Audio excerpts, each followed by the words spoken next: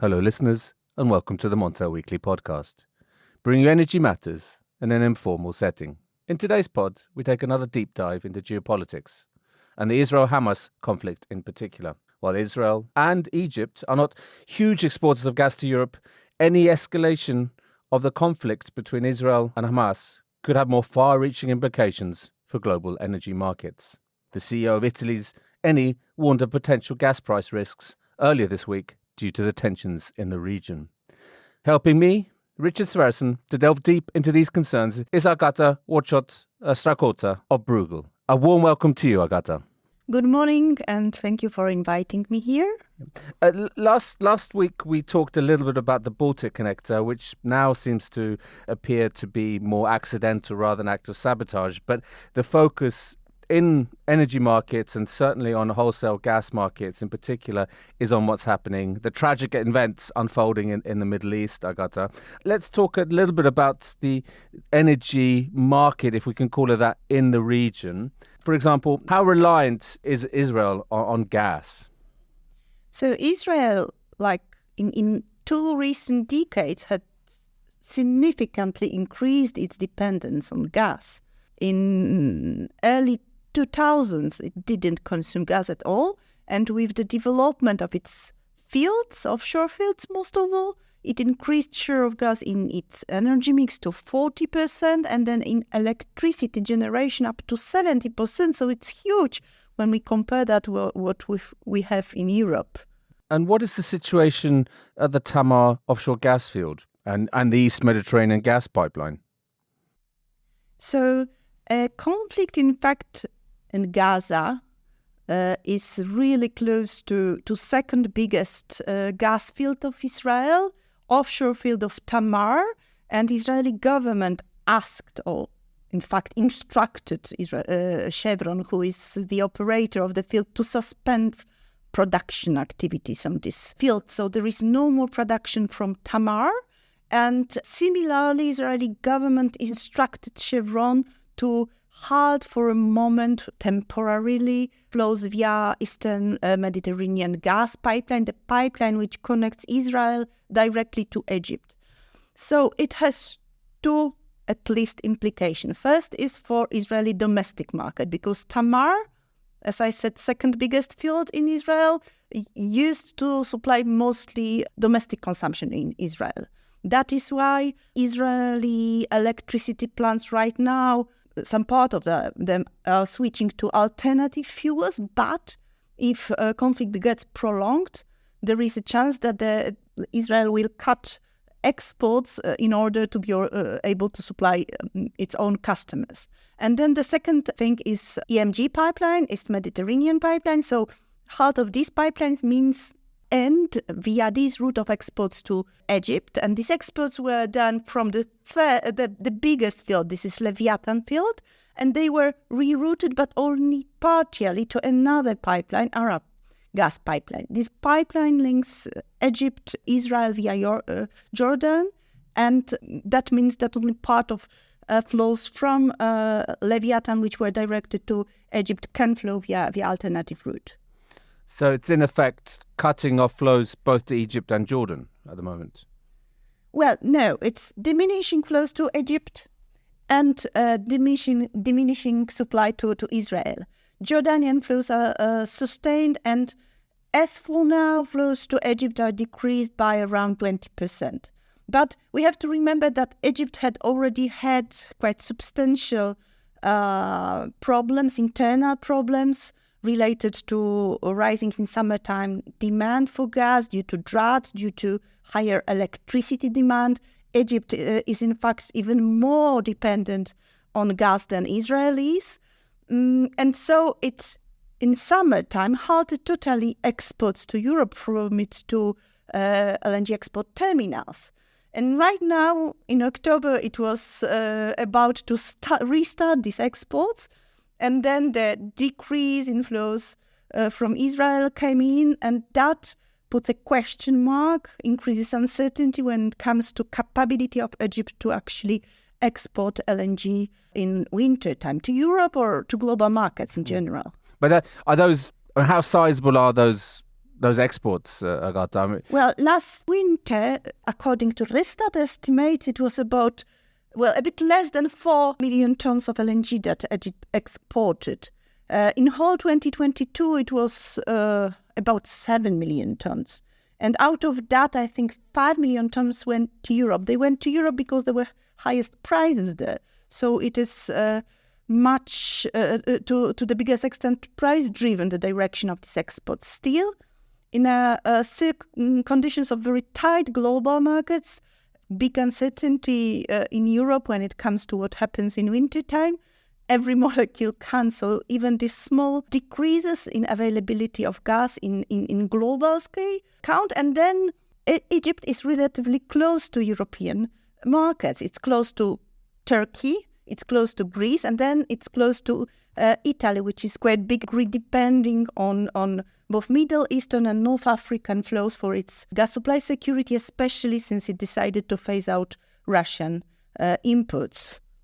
So this is where we are at the moment then, Agata, that it's, without tensions are very high, but there hasn't been so far an escalation in the conflict. But even so, flows are massively reduced, and the implications that it looks unlikely that the flows will continue in the same way as they did last year to Europe from the region. Yes, unless we have a very quick end to the conflict, but it doesn't seem so actually, yes. And then we know that this uncertainty and then the conflict which is there, even in the small scale, also raises concerns of investors. So we may well expect delays in investments in new upstream fields, especially in Israel. There was expansion of Tamar plant. There was some new phase of Leviathan field plant, and Chevron even planned to, put a floating regasification and storage unit at Leviathan to enable Israel to directly export its gas to world or European markets. So that may be postponed for sure. But also other projects which were, considered in the region. Actually, development of gas fields in Israel and need to find, markets for this gas enabled regional cooperation. So Israeli gas started to be exported, as I said, to Jordan and started to be exported to Egypt. And then Israel had an interest in building infrastructure which connects its country with its Arab neighbors or maintaining it, or it had also an interest in using potentially Egyptian LNG terminals, etc. So all that enabled dialogue and cooperation and quite concrete, profits for every side. And that enabled actually progress in this East Mediterranean format talks, which were, a bit difficult for years.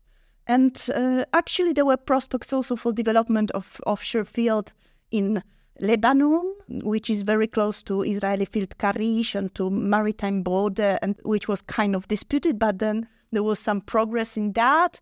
There were talks even about Israeli allowing for developing a marina gas field near Gaza Strip by Palestine. So this was both about development of gas, enabling more gas flowing into the region and outside of the region, but it was also about building trust. It was thought as a confidence-building measure, and that's why it was also supported somehow by both US and the EU. And I think that this conflict at least freezes all that developments in the region. And if it gets, longer or bloodier or expanded, it can pretty well derail what was achieved. And the worst case scenario is that the projects which are currently being developed right now, they cease to work. So even you say it could be frozen, or it could even be reversed. Yeah, that's the biggest fear, actually. Well, if, economic or energy cooperation was to somehow enable building peace and cooperation, so if there is a war, then that gas cooperation somehow becomes much more difficult. You talk in a recent report, Agata, about a regional energy hub in the Eastern Mediterranean. Is that off the table? Well, I would say that there is a big uncertainty and question mark about that, because, as I said, some projects are, at least delayed or frozen. we don't know how the conflict develops, and that will, in fact, enable us to say what's the prospect for the gas hub, what's the prospect for example, using by both Israel and Cyprus, because that was the needs of Egyptian LNG terminals. What's the prospect of building together a gas pipeline on the Mediterranean seabed? That is a big investment, that is kind of complicated technical endeavor, and that requires peace and cooperation. And then we know that, for example, Turkey was very much interested recently in talking with Israel about energy. I know that these talks right now are again frozen, delayed, at least because maybe they just won't happen anymore. Yeah, we hope for the best, but it's not looking that good at the moment. But if we can then focus on, before talking about the wider implications, talking about the exports to Europe. I mean, do you expect exports to Italy over the winter from Egypt then to come to a complete stop? It seems that Egypt, until the conflict lasts, has either minima or none capacity to export LNG. And that means that exports from Egypt will not come to Italy or Greece or Turkey.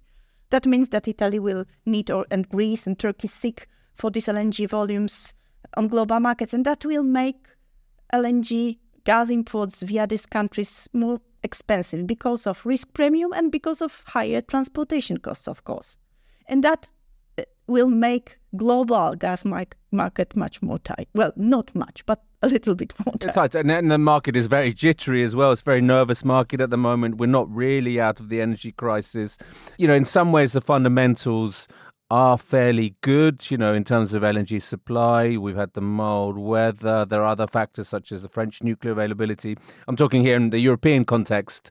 But there are, as the Baltic Connector incident showed, the LNG strike in Australia, prices, there's very little needed for prices to spike, really, in the current circumstances. But let's talk, in the worst case scenario, Agata, the conflict escalates and potentially other regional players are brought in. What can this do to, for example, flows of or supplies of LNG through the Suez Canal? Could that be impacted? Well, I certainly am not an expert in conflicts, but I wouldn't bet on Egypt to block totally, to halt flows via Suez Canal. I think it's a major source of income for Egypt, and that actually Egypt would hurt itself, and then it would have broader impacts than just, impact on Israel. It would impact European Union, it would impact Turkey, etc., etc. So I wouldn't think that it can really, at least for long term, be blocked. Similarly with Strait of Hormuz, because if conflict gets wider, then there are question marks about Muslim world, about other countries, and then about potential involvement of Iran or Qatar, especially that we've seen Hormuz Strait and problems with passage of Qatari tankers via these straits from time to time before the war, before the conflict. But I wouldn't really think that they go for such extreme measures. I think actually that for Iran, it's very important to show that it's absolutely against Israel actions in Gaza, and that it was calling for all embargo on Israel. But I wouldn't think that it's ready to have conflict expanded into its own soil. So I would think there will be some moderation in, let's say, measures undertaken. So you think the fears there of what could happen around the Straits of Hormuz are overblown then, Agata?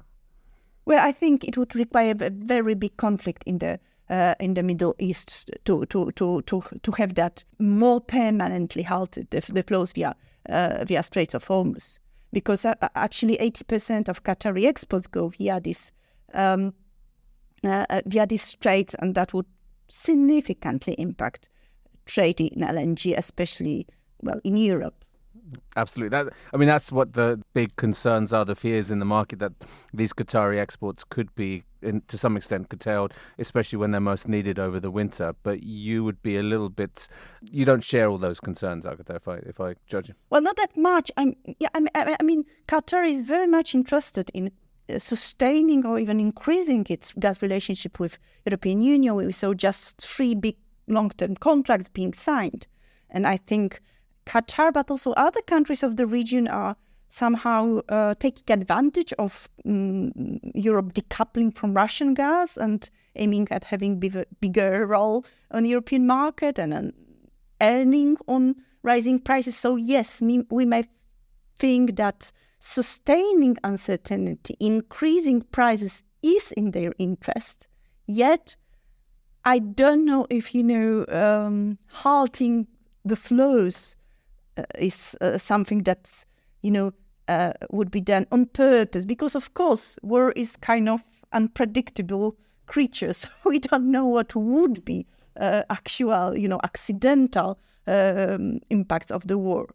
But again, for now, we are talking about conflict which is concentrated in Israel-Gaza, which did not get expanded, and let's hope that it stays so. Exactly, or that there's some kind of conflict resolution as well. But if I can ask you, because I think it should not be forgotten that in the middle of the Russia-Ukrainian war, that the Russian invasion of Ukraine, gas is still flowing into the Ukraine. Not to the same extent it was obviously before the invasion, but it's still flowing, and the Russian LNG is still flowing into Europe as well. Well, Russian gas is flowing via Ukraine, but it's not flowing to Ukraine. And yes, this is the fact. There was no European sanction on Russian gas. That means 2 things. One, that Europe is still vulnerable and was not able to agree on introducing sanctions on Russian gas. But B, that in conditions of tight market and of winter time, we may expect that Russia may decide to use gas instrument maybe for the last time, because it still has some impact on how situation on European gas market develops. So it's still got that joker up its sleeve, you think, Agata, with the certainly on the LNG side of things? Yeah, I think it does. I'm not sure if Russia wants to use that, because, of course, these sanctions introduced, in fact, by Russia of halting majority of gas flows to Europe hurt Russia, and they translate into decreased production in Russia. So, it depends on how, Moscow, how Kremlin, makes their calculus. And I'm not the person to answer that probably correctly. Sure, but if we can, we've talked in recent podcasts about the vulnerability of energy infrastructure, and we do see, there's that subsea infrastructure from North Africa to Europe. Do you think we're likely, in light of the conflict, in light of also the concerns about these pipelines, do you think there's going to be more fears about some instance that could occur on this kind of subsea infrastructure? Well, I think there are already increased fears due to, as you all know, Nord Stream 1 and 2 explosions, and due to recent accident with Baltic Connector. Even though we heard that it was accidental, it all raises fears. And it also shows that such accidents impact the market. So if there are those evil actors who intend to play on uncertainty or increase risks or increase prices or just hurt European consumers, then this may be the target. And the instability and crisis in Middle East plays well into, these fears and enables, perhaps some actions by one or the other sides. Yeah, absolutely. The danger's probably never been higher than it is at the moment, or certainly the concerns are very high given the recent incidents that you named there, Agata. But do you think does the conflict highlight the reliance of the EU on gas from the Middle East? Do you think that instead of locking in more LNG deals, instead of, securing infrastructure, do you think that the EU should focus more on ending its dependence on gas? I think, first of all, it highlights that we are living in very, very fragile, unsecure, unstable times, and that international trade in general is, at risk to some extent, and especially international trade in strategic goods, and gas is one of such goods. Then it highlights the dangers of dependency. So it shows that we need to diversify very well both sources, routes, and contracts, yes? Because all that makes us, more resilient, even if there are different insecurities in this import basket. And I think it shows that currently it's very hard to escape uncertainty. So, of course, it may and it will probably push European countries into speeding up decarbonization efforts. We saw that already as an effect of Russian aggression against Ukraine. But we have to bear in mind one thing, that it will mean, if, implemented in wider scale, a shrinking market for gas. And shrinking market may bring losers and those who profit. And if we have losers among producers, it may inflict further conflicts. So, it's not very positive. but it's a very complex picture as well, Agata, isn't it? I mean, there are so many elements here. But if we look maybe into the shorter term, into the weeks and months ahead, I mean, do you expect, the market to remain very nervous and prices to remain volatile? Yes, I do. I think, this conflict will not end quickly. We are entering winter season, so gas consumption in Europe will rise. And any small event when it comes to supply side or increasing demand will make the prices nervous. So unfortunately, it will remain very volatile and vulnerable, yes. Agata, thank you very much for being a guest on the Montel Weekly podcast. Thank you very much for inviting me here.